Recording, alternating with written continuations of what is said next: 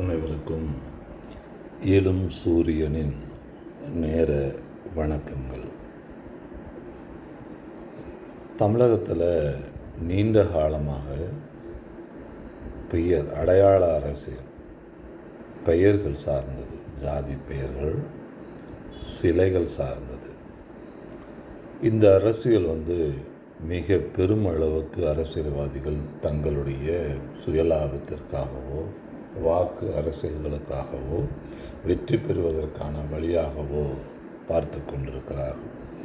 அதில் சிலை அரசியல் என்பது மிகப்பெரிய அரசியல். தமிழகம் மட்டுமல்ல, இந்திய அளவிலும்.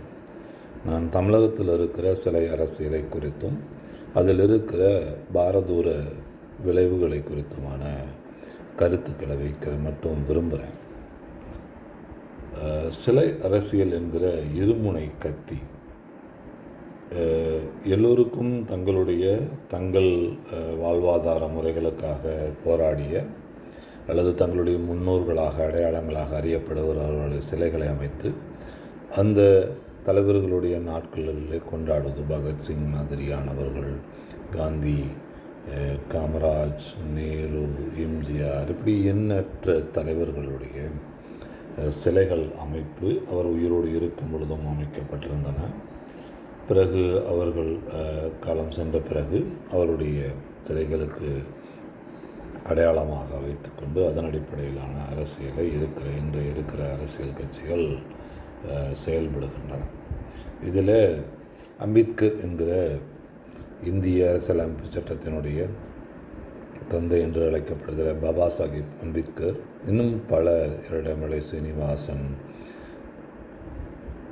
இன்னும் பலரும் ஜாதி தலைவர்களாக, அதாவது கொலோச்சிய சுதந்திர போராட்ட தலைவர்களாகவோ இந்திய கட்டமைப்பு சார்ந்த தலைவர்களாக இருக்கிறவர்களை இப்பொழுது பட்டேல் போன்றவர்களை எல்லாம் ஜாதி தலைவர்களாக மாற்றி அமைத்து வைத்திருக்கிற மிகப்பெரிய புகழுக்கு சொந்தக்காரர்கள் நாம். இதில்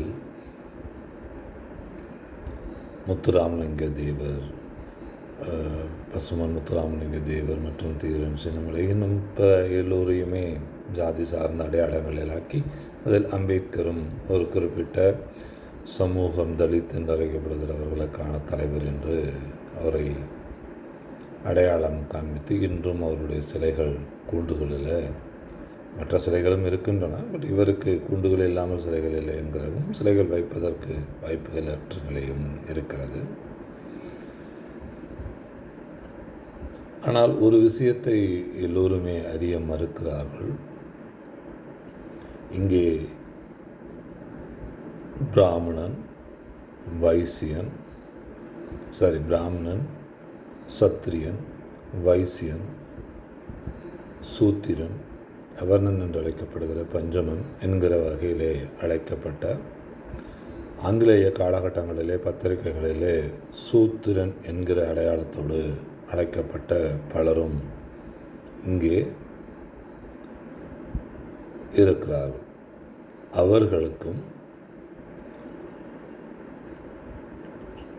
சனாதன ஹிந்து என்பவருக்கும் உள்ள வேறுபாடுகளை அறியாதவர்களாக இந்து என்கிற அடைமொழியை சூத்திரன், பஞ்சமன், வைசியனாக, சத்திரியனாக இருக்கிற எல்லோருக்கும் இந்து என்கிற அடையாளத்தை கொடுத்த பாபா சாஹிப் அம்பேத்கர் அவர்களை ஒரு குறிப்பிட்ட தலித் சமூகத்தினுடைய தலைவர்களாக அடையாளப்படுத்தி தன்னுடைய அறிவுசார் சிந்தனையில் அவர்கள் வெற்றி பெற்றிருக்கிறார்கள் என்று நினைக்கிறேன். இந்த வர்ணாசிரம் கோட்பாடு என்பது கோயிலுக்குள்ளே உங்களுடைய இடத்தை உறுதி செய்வது. பிராமணர் என்பவர்கள் இன்று கருவறையில் இருக்கிறார்கள். அதுதான் ஆகமம். ஆகமத்தின் அடிப்படையிலே கீழிருந்து வரலாம்.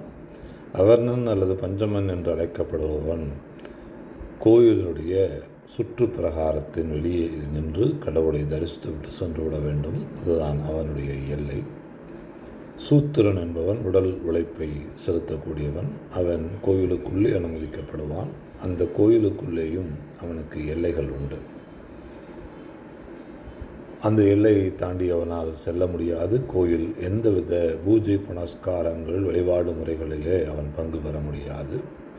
அதற்கடுத்து இருக்கிற சத்திரியனுக்கும் வைசியனுக்கும் சற்று உள்நுழைவிற்கான அடையாளம் இருக்கும். இது திருவிதாங்கூர் சமஸ்தானத்தில் மன்னரிடமிருந்து வரிசைப்படி நிறுத்தி வைக்கப்படுவதிலே 8 அடியிலே சத்திரியன், 18 அடியிலே சரியாக, என்னுடைய நினைவு சரியாக இருந்தால் 18 அடியிலே வைசியன், அதற்கு அடுத்தது சூத்திரன், கடைநிலையிலே பஞ்சமன். அதுதான் அந்த வர்ணாசிரமத்தினுடைய அடிப்படை. ஆகமத்திலும் அதுதான் இருக்கிறது.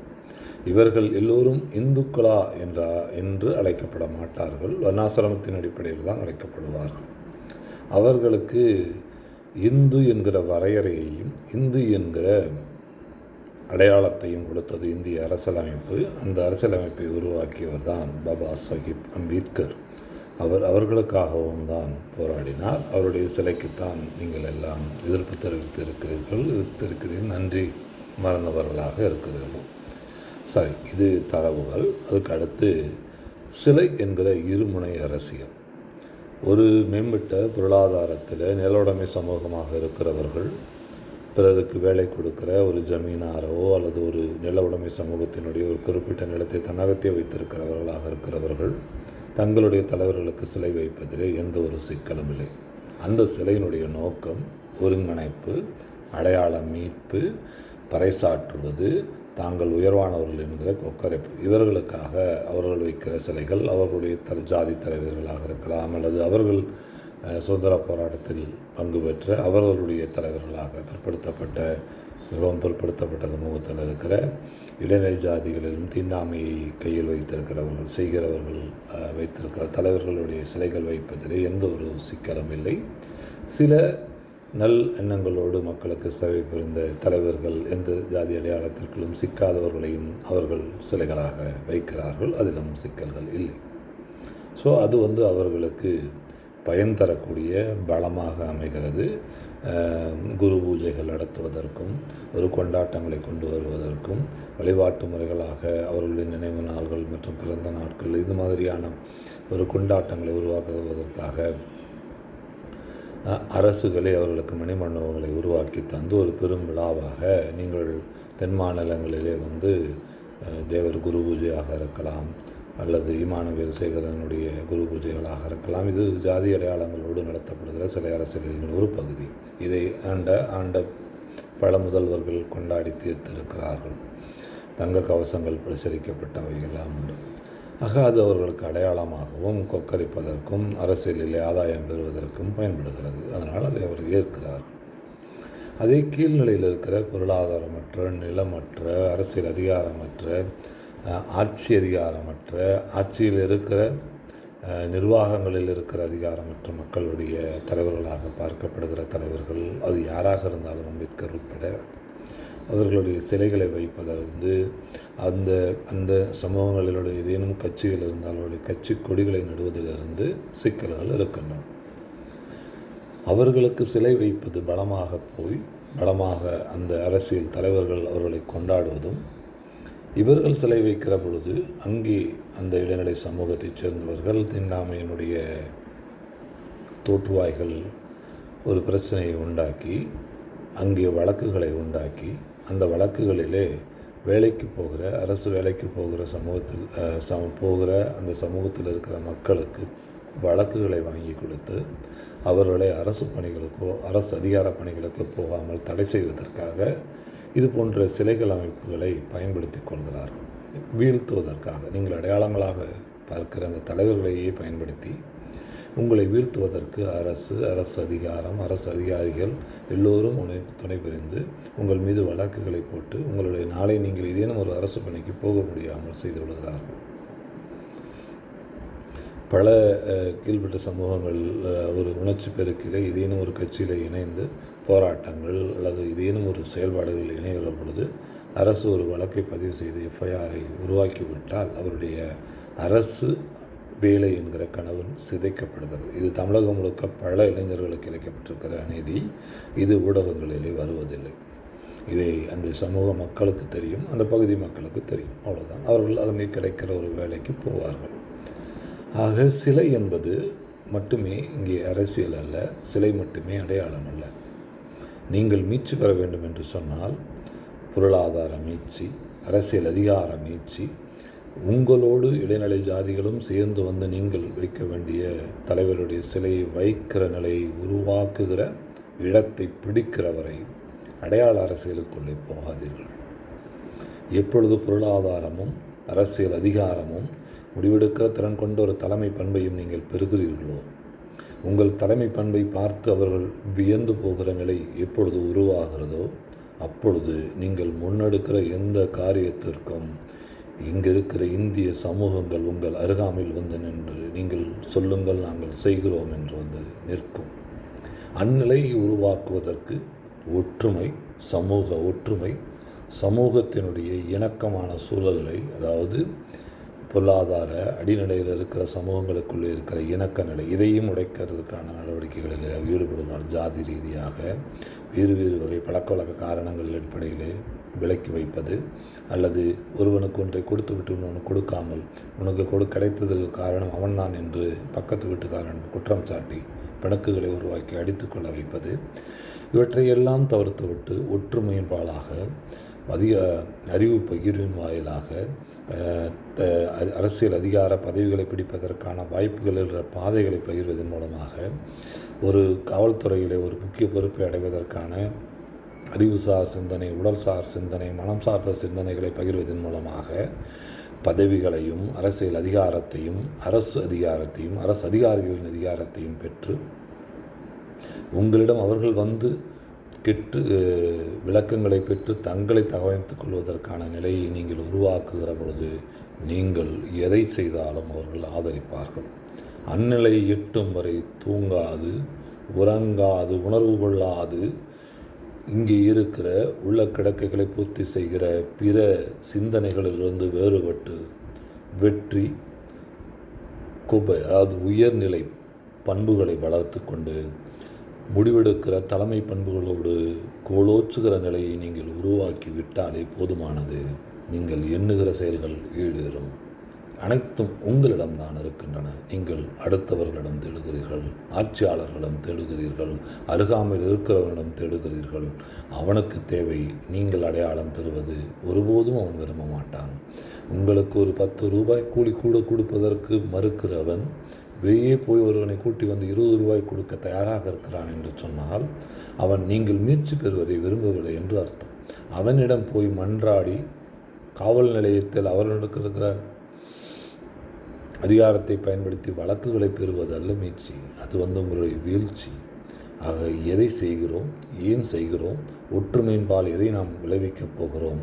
தமிழகத்திலே ஒரு பகுதியிலே பல அரசு அதிகாரிகளை ஒரு குறிப்பிட்ட சிலரால் உருவாக்க முடியும் என்று சொன்னால் தமிழகம் முழுவதும் அரசு அதிகாரிகளை உருவாக்குவதில் என்ன சிக்கல் இருக்க போகிறது? அறிவுசார் சிந்தனை கொண்ட சமூகமாக இருக்கிற சமூகம் பொருளாதாரத்தில் வீழ்ந்து கிடப்பது மட்டும்தான். நம்பிக்கையும் மனோதிடமும் அறிவுசார் நம்பிக்கையும் நல்ல காலம் வரும் வரை பொறுத்திருந்து படங்களை அடித்து அதன் மூலம் சாதனைகளை புரிந்துவிட்டு அரசியல் அதிகாரத்தையும் தலைமை பண்பையும் பெற்றுவிட்டால் நம் அருகாமையில் வந்து நின்று நாம் ஆணையிடுவதை செய்வதற்காக அனைவரும் தயாராகி விடுவார்கள். ஆணையிடும் இடத்தை நோக்கி நகருங்கள். அதிகார கும்பலிடம் சிக்கி வழக்குகளை பெற்று அரசு பதவிகளை பெறும் வாய்ப்பினை ஒருபோதும் இழந்து விடாதீர்கள். நமக்கு இருக்கும் வாய்ப்புகளில் மிக முக்கியமானது அது. பிறகு தொழில், அறிவுசார் சிந்தனை, உள்ளொழுக்கம், வெற்றி பெறுவதற்கான பாதையையும் இலக்கையும் தீர்மானியுங்கள். இலக்கை அடையும் வரை துஞ்சாது துயராது போராடுங்கள், உழையுங்கள். வெற்றி உமதாக இருக்கும். நீங்கள் உங்களுடைய உழைப்பு உண்மையானதாக இருந்தால் எவ்வளவு இடர்பாடுகளும் எவ்வளவு லஞ்ச லாவண்யங்கள் இருந்தாலும் உங்களுடைய இலக்கு உங்கள் கைவசம் வரும். நடுவில் அதிக சிக்கல்களும் பிரச்சனைகளும் தான் உருவாகும். எவரெஸ்ட் மலை ஏறுவது எவ்வளவு கடினமோ அதைவிட கடினமானது இது.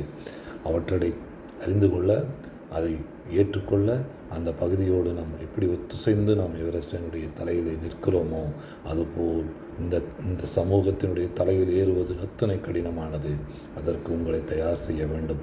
சிலை அரசியல் என்கிற ஒரு பொய் பந்தலுக்குள்ளே போய் சிக்கி உங்களுடைய வாழ்வை ஒருபோதும் இழந்து விடாதீர்கள். நாம் செய்ய வேண்டியது அதிகாரமும் ஆணையிடுகிற இடத்திற்கும் தலைமை பண்பையும் பெறுவதற்கான வழிகளை ஆராய்வதே. கும்பலாக ஒரு இடத்தில் நின்று கோஷம் போடுகிற ஒருவனாக ஒருபோதும் இருந்து விடாதீர்கள். நாம் அதற்கு தகுதியானவர்கள் அல்ல, நாம் ஆணையிட தகுதியானவர்கள். நமக்கு ஆணையிடுகிற அத்தனை அறிவுசார் சிந்தனையும் நம்மிடம் இருக்கிறது. அந்த இடத்திற்கு போக மறுக்கிறோம் அல்லது நம்மளை தட்டிவிட்டு நீ தகுதியற்றவன் என்கிற சிந்தனையை நம்மளுடைய மண்டையில் ஏற்றி கொண்டிருக்கிறார்கள். அது உண்மை அல்ல. இங்கே அதிகாரத்தில் இருக்கிறவனை விட பல மடங்கு அறிவுசார் சிந்தனையும் தலைமை பண்பும் கொண்டவர்கள் நாம் ஆணையிடுகிற காலம் வெகு தொலைவில் இல்லை. சிலை அரசியலிலிருந்தும் அடையாள அரசியலிலிருந்தும் ஜாதி அரசியலிருந்தும் விலகி நின்று உங்களுக்கான வாய்ப்புகளை தேடுங்கள். தலைமை பண்பை வகுத்து கொள்ளுங்கள். ஒற்றுமையை பேணுங்கள். ஒன்றாக பயணத்தை மேற்கொள்வோம். எவரெஸ்ட் எனும் சிவரத்தின் ஏறி நின்று பறைசாற்றுகிற ஒரு அடையாளமாக மாறி பலரையும் அங்கே நாம் வரவழைப்போம். அதற்கான பாதையிலே பயணிக்க எல்லோரையும் வேண்டி ஒடுக்கப்பட்ட அமுக்கப்பட்ட அத்தனை என் தமிழ் சமூக சொந்தங்களையும் உழைப்பதற்கும் படிப்பின்சார் வெற்றியை பெறுவதற்குமாக அழைப்பு விடுக்கிறேன். வாருங்கள், வெற்றி நமதாகும். நாளையும் நமதே. நாமே நாளைய தலைமையினுடைய அடையாளங்கள், தலைமை பண்புகளினுடைய அடையாளங்களாக மாறுவோம். ஒரு நாள் அனைத்தும் நடக்கும் என்கிற கனவுகளோடு என்னுடைய நடைபாதையில் நான் நடக்கிற பொழுது தோன்றுகிற எண்ணங்களோடு நடைபெற போகிறேன். வாருங்கள், முன்னே போவோம். வெற்றி பெற்ற பிறகு அந்த வெற்றியை பிறருக்கு பகிர்ந்தளிக்கிற அல்லது பிறருக்கும் அதை உதவிகரமாக மாற்றுகிற தன்மையும் திறமையும் நம்மிடம் மட்டுமே இருக்கிறது என்பதை உறக்கச் சொல்லி முடிக்கிறேன். நன்றி.